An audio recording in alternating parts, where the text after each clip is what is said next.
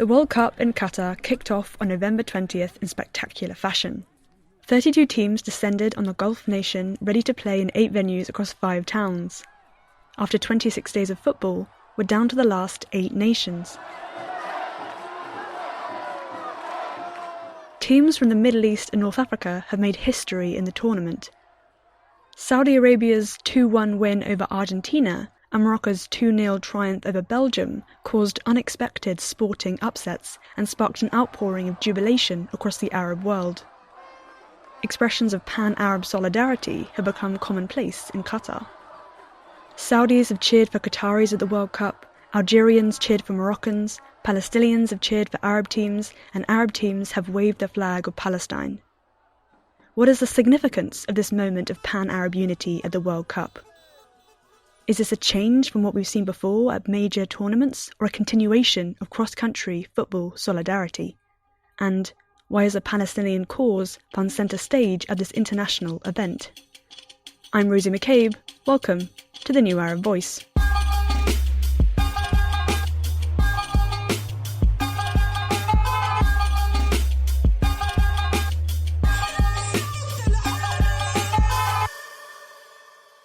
So yeah, in terms of Middle Eastern and North African teams, we saw host nation Qatar, Saudi Arabia, Iran, Morocco and Tunisia, all in the group stages. This is Shahla Omar. She's an editor for The New Arab and has been closely covering the World Cup. We saw all but Morocco knocked out in the group stages. Performances of varying success. I mean, Qatar were outclassed in their group, but Tunisia, Saudi Arabia putting on especially impressive performances in the group stages. Tunisia beat France 1-0, the crowd erupting with fever-pitch excitement in the Qatari stadium. However, they lost to Australia and drew to Denmark. Saudi Arabia's heroic win over Argentina, which sparked several noticeable celebrations, one involving a fan ripping his own door off, was followed by defeats against Mexico and Poland. However, there's still Morocco. You know, Morocco are definitely on the ascendant, so I don't think that was like a massive shock. Shahla is referring to Morocco's win against Spain on December 6th. The nail-biting knockout match went down to penalties, with Morocco netting 3 goals against Spain. I think it was more that Morocco were able to hold their nerve, like we saw during the penalty shootout. Spain really just crumbling, and the Moroccan penalties, at least the first and the third one, being very, you could see the assurance and the confidence. So it was really, yeah, I think that was what was more impressive about their performance. Impressive is indeed one word for it. To truly appreciate the feat and emotion of this victory, you need to speak to Moroccan football fans. It was like a fairy tale. It was something that I've seen people yesterday, people kneeling, they're praying because they have never achieved this. We have never gotten this far. This is Mehdi Merin, a 22-year-old Moroccan football fan in Rabat. After Tuesday's win against Spain, putting Morocco in the final 8, he was out on the streets celebrating. The moment the game finished, I got out to see people celebrating, tons of people, whether they are elderlies, whether they are 10-year-old boys going. And I was celebrating, and suddenly, because I was jumping and dancing, suddenly I turn around and I find the king of Morocco showing up in his Rolls Royce. I couldn't believe, I was so shocked. I couldn't believe. The moment I saw the police around him, then I believed that it's the king of Morocco. Also out celebrating in Casablanca was Amin Hafed, a 22-year-old Moroccan fan. You can't imagine. Everybody was screaming. Some of us were almost fainted. Like a lot of us sat down and just stopped reacting because we cannot react. Our bodies just stopped moving for a while.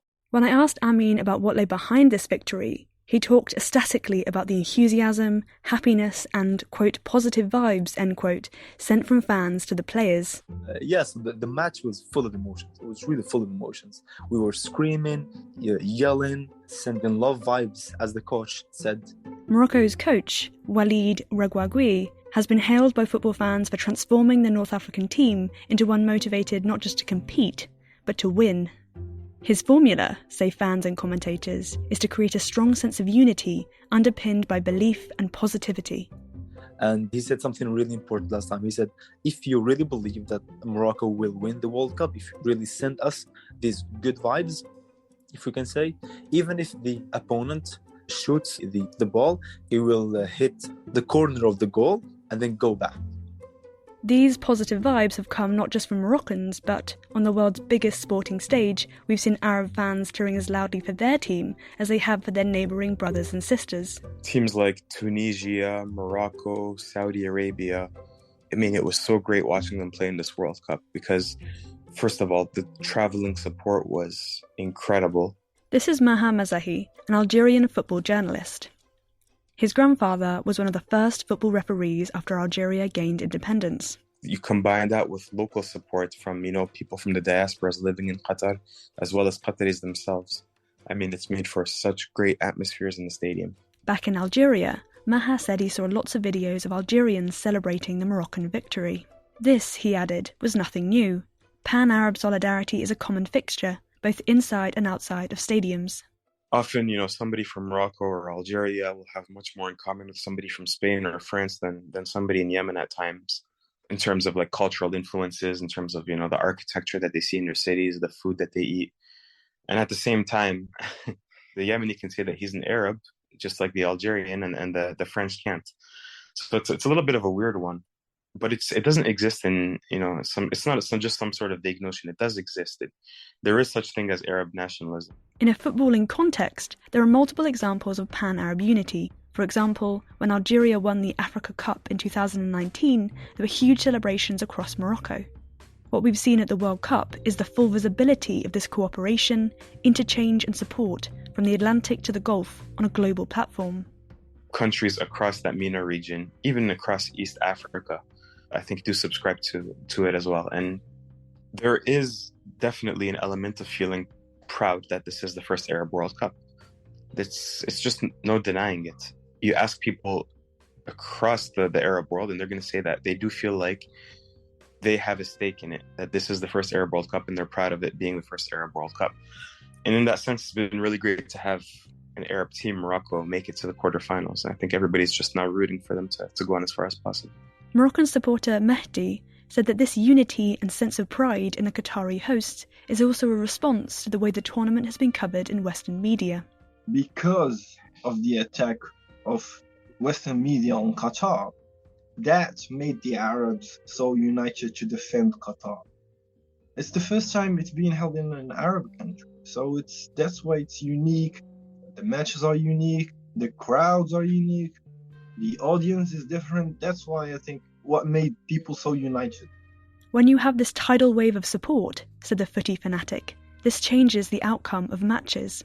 If you ask me about why Arabian countries are doing so much better in this World Cup, because they are playing in the neighboring countries, not culturally neighboring, not geographically, but they share the same language. And that, if you ask me why, I was not shocked when Argentina was beaten by Saudi Arabia. Saudi Arabia was playing in Qatar. Qatar is like playing in Saudi Arabia, basically. If they win, that's not a coincidence. Expressions of Arab solidarity are not limited to mass celebrations over sporting successes, however. Support for Palestine has also become a major story at this World Cup. If we look at the World Cup as the most popular kind of sport arrangements in the whole world, what we see here is that this opportunity, or this World Cup in particular, offered the fans, the football fans, a unique opportunity and space as well to convey their views and commitment on Palestine. This is Emile Badarin, a research fellow at the College of Europe at the Natolin Campus in Warsaw. He is Palestinian and currently lives in Stockholm. So what I would say here, what's new is not really the content or what we call here solidarity with the Palestinian cause. The only new thing is actually the visibility of this message, which has been broadcasted on basically globally in this special event. Numerous Western outlets have portrayed this Palestinian solidarity at the World Cup as something new, forgetting that the true story here is not the groundswell of support among Arabs, but its visibility. So everything the West basically told the Palestinians and their supporters that they can't do for whatever reason. They can't, for example, bring Palestinian politics, concerns, human rights violations, etc., to these cultural events. FIFA prohibits the display of banners, flags and flyers that are deemed to be, quote, political, offensive and/or discriminatory in nature. This rule has been used to ban Palestinian flags inside stadiums. Also, in 2017, FIFA made the decision to allow clubs that play in illegal Israeli settlements to compete. And we find that what is called, let's say, double standards brought up to the floor all of a sudden since the beginning of this year, basically since February 2022, where the West basically used all of these events in the case of Russia. And that's in many ways provided, I think, a turning point for solidarity groups around the globe and activists as well. That's an important turning point in my view. On the global stage, yes, the World Cup can be considered a turning point in terms of the visibility of Palestinian solidarity. When it comes to the visibility of Palestinian flags at Arab and African games, this, if anything, is to be expected. Maha, again. Anybody with any experience going to matches in North Africa in particular will always see a Palestinian flag, whether it's a club match or a national team match. In Algeria, for example, one of the songs they always sing is Palestine Shuhada, so Palestine the Martyrs, and that's been being sung since 1988, really, since the first Intifada. In Morocco as well, they have songs like Rajawi Falastini. Of course, what's different now compared to 1988, or even 2 years ago, is that a number of Arab states have normalised relations with Israel. Take Morocco. The North African country signed the controversial Abraham Accords, normalising relations with Israel in December 2020, following the UAE and Bahrain. Yet, look at the Morocco's team photo after the country's win against Spain, and you'll see a Palestinian flag front and centre. It's not just a flag, it's the Palestinian flag. This is Moroccan football fan Amin, speaking the day after their victory against Spain. I was out with my friends and we had 2 Palestinian flags yesterday on our backs. Because it's not just a flag, as I said, it's the Palestinian flag. It's a flag that means a lot of things. First of all, Palestine exists. The second of all, it's not called Palestinian conflict, it's called the Palestinian case. It does not only reflect the problems of the country of Palestine, but it reflects the struggle of the people, that people are really fighting there for their rights. And that's exactly what people around the world are doing. We are trying to do it in Morocco also. Amin's response, which was echoed by other Moroccans and Arab football fans, makes clear there is a gulf between public sentiment and official stances when it comes to Palestine and Israel in the MENA region. If you want me to count how many friends of mine have broke down and cried and just got depressed for weeks after the recognition in 2020, it was massive. People in the streets went people went to the street, they were screaming and yelling in manifestations against the normalization. People were out in the streets with the Palestinian flag. The Palestinian flag, seen across the World Cup, has become somewhat of an unofficial flag of the tournament. As well as Arabs, support for Palestine has been voiced by Europeans, Americans, and by many across the globe. For example, a well-circulated clip from the tournament shows English football fans shouting, "Of course it's coming home," followed by "Free Palestine," live on Israeli TV. A football fan, wearing a Palestinian flag outside one of the stadiums, said this. I feel welcome, and I feel like there's a lot of solidarity, genuine solidarity with the people, and it's not from one ethnicity. It's not just Arabs, it's like everyone taking part in that. On top of this, at the World Cup, there have been multiple cases of an unofficial boycott of Israeli broadcasters. Palestinian academic Emile Badarin describes this as speaking truth to power by walking away and refusing to engage. They refuse to speak to Israel, and that's the message. What we need to do is the idea of boycott, basically. By refusing to speak, they showed support in their own different ways. Clips on social media showed some football fans just walking away. Others adopted a more direct approach. Palestine, there is no Israel. Sorry, please. You are not welcome here. Even if this is Qatar, this is our country. You are not welcome here. There is only Palestine. There is no Israel. What I called here the Israeli journalistic mission, to actually extracted recognition from the fans of the Arab public. When this mission didn't achieve its goals, they turned to the victimhood narrative to explain that failure. Emile says this victimhood narrative cast Israeli colonization and the current state of Israeli oppression of Palestinians as the norm. For these journalists, Israel is just another normal state, right? They consider it as the only civilized, basically, state, the only democracy, it's a human right abiding, and all that stuff. Of course, never mind the fact that it's just a state that is classified as practicing apartheid. The fans, by expressing their, let's say, support for Palestine from the point of view of the settlers and these journalists, they violated their self-perception, their settler-based kind of version of justice and normality. This is what the Palestinian ambassador to the UN said about the symbolic support for Palestine at the World Cup.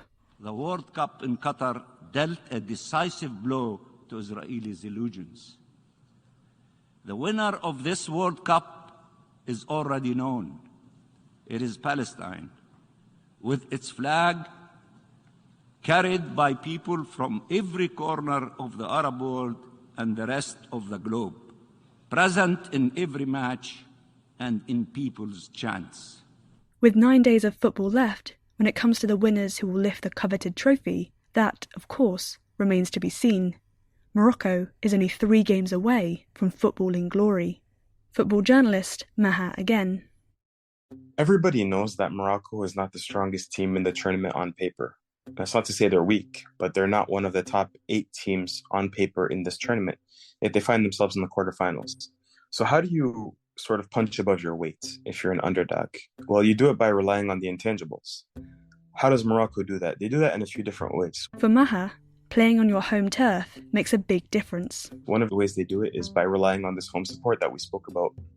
The fact that they can get tens of thousands of supporters into Qatar, the fact that they have a big diaspora there already, the fact that other Arabs are supporting them who are already in Qatar as well. Another asset for the Moroccan team, said Maha, is this atmosphere of love. One of the ways is that the coach and the federation pretty much ordered each one of these players to bring their parents along with them to Qatar.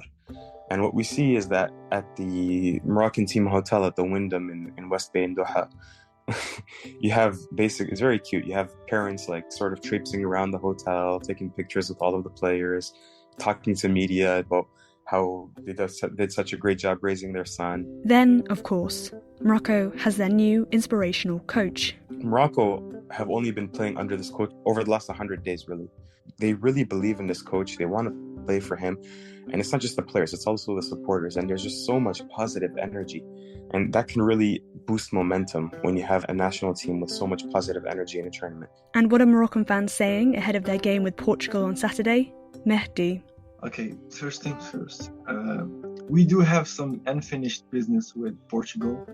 Well, we are done with Spain. Now we have some unfinished business with Portugal. It's kind of a strange feeling, like the first time seeing a Moroccan coach with the national team doing something good. I don't know, it's kind of weird. It's a happy feeling, but it's weird sometimes. Because we have never witnessed it. Final words to fan Amin. I will support Morocco till the end. I will support Morocco to win the World Cup and then win the African Cup, etc., etc. We are not here to reach further levels. We are here to win the cup. And I really believe in that. And I'm sending positive vibes, as the coach said, to Morocco and Qatar to win the World Cup.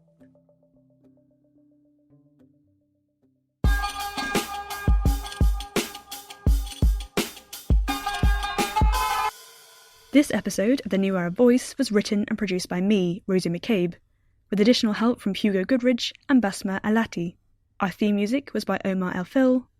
The New Arab Voice will be back next week. Until then, you can find all our previous episodes on all major podcast platforms. You can also check out our Instagram page and Twitter account, both at The New Arab Voice, for additional content. We also have a weekly newsletter, which you can sign up for. Find the link in the show notes. You can subscribe to the podcast so you never miss an episode, and you can also rate and review, which helps us spread the word. Don't forget to follow The New Arab on Facebook, Twitter and Instagram for all the latest news from the region.